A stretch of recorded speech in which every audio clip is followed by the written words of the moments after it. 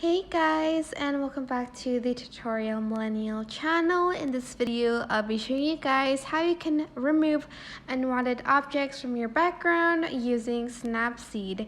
So you are going to open your image, of course, go to Tools, and then you are going to click Healing.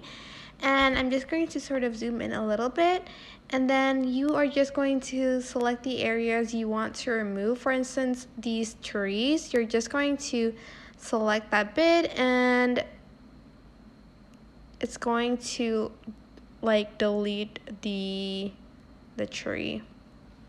But I'm just gonna do it for the right tree over here, but I'm not gonna do it to the left one. But that's basically how you can remove unwanted objects.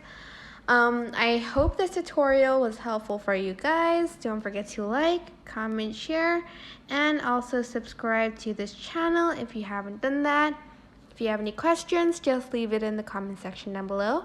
I will try my best to answer them all. Thank you so much for watching.